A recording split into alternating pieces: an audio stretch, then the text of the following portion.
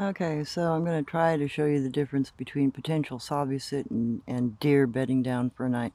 This is most likely deer in this area. And the reason why I say that is because you don't have the major tufts of grass. You got little sit spot, sit spot, probably about 5 of them in here, maybe 6. And then you got the lead off trails. It's definitely a little deer trail. But over here, on this side, next to some more kana, because there's grass kana all along this side here. A pair of trade sticks. You got a marker for man. You got another interesting little marker there. We'll go into that later.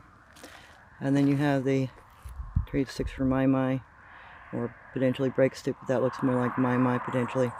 And a movement trail marker here. We're going down the path.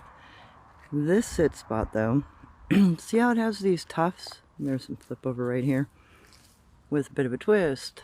That's quick movement. See these tufts of grass standing up in the middle of this sit spot? Deer don't do that. Deer will lay down on the grass and mush it completely flat.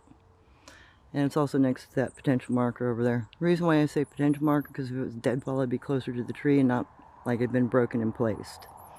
So you'll see this tufts of grass where Sabe sit. It's because they will leave a tuft of grass in front of them when they sit down. It's kind of like their presentment of cover. And there's a whole little group sitting here. Dog do. Probably somebody's dog trying to make a territory statement. And there's some, dog kick over here. So domestic dog doing its thing and kicking with its back feet, throwing stuff in the bushes. That's definitely domestic dog. But the fact that that marker is holding down the fence is very suggestive of something with hands putting it there in order to push the wire down. That's something to watch for. And then there's also this potential old runner stuck here at the bottom of this tree, which does not belong to this tree. This looks like potentially a piece of madrona next to a scrub oak tree that's been braided. This is another common element as to why I would say this is potentially a Sabe sit spot. Because if you notice, the other trees around here are just straight up. They're not woven. This one's completely interlaced and woven. And it looks like it's four different little saplings that have been woven together.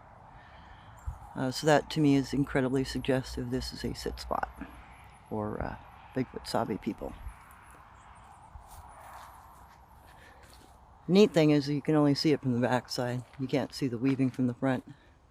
So if you're coming up here, you wouldn't notice it. That and there's a trail marker, snapped branch right there. More snap branch. These are all at about 6, and that one's about 7 foot. You could reach up and potentially do that very easily yourself, but then why would you weave another piece back into it? So that's a good potential as a Sabe sit spot right next to a deer sit spot and deer trailing crossing through. Another potential deer because everything's completely squished flat here. Another potential deer bed site. It's very reminiscent of deer, and you got little deer trailing over there. And lots of, potential markers. So, this looks like one of their game trails up here on this hillside. And I think there's a herd of about 15 or 20 deer here as far as I can tell. Because there's quite a bit of cross through. And you get over into the other gully on the other side, about 2 miles east of here. You've got that really wide game trail. Oh, and we got another... there's a trail marker right there. So this isn't kana. This type of laying of grass, etc., is you got the marker for strong. You've got telling this is the trail we're following. This is a marker for my tribe, which looks like yarn. I think potentially there might be some yarn mixed up here. Marker for man.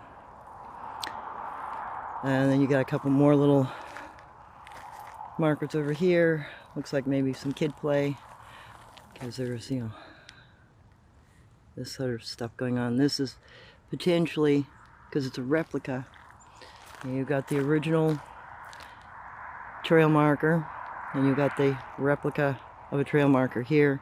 This is potentially a young hunter being taught how to lay down trail markers to indicate where they're going, what they're doing, and they're replicating it here.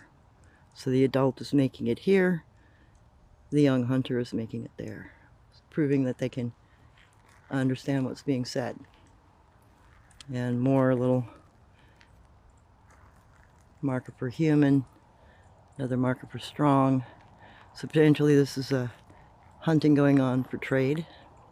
Maybe that's why the my symbol is up there. So maybe this group is supplying other groups in need. And yeah, this stuff looks pretty minuscule. Looks like a bunch of garbage. Another pair of trade sticks. Another marker stick with 1, 2, 3, 4, 5 people designating themselves as human. So this is all trail markers, potentially. Though most people would look at this and think nothing of it, because it doesn't look anything like anything. That's something you're going to have to remember. They live among us, and they communicate in obvious ways, so that they can remain hidden. This is the same sort of trail markers that Native Americans would use when they were out hunting. You know, hey, I'm on the hunting party. This is where I'm going to be. This is what I'm doing. If you need to follow me, this is the elements that you need to know where I'm going. So, that being said, hopefully that gives you a better definition between a deer sit and potentially a Sabe Bigfoot sit. Now I gotta get home and pay attention to my dog. Have a good evening.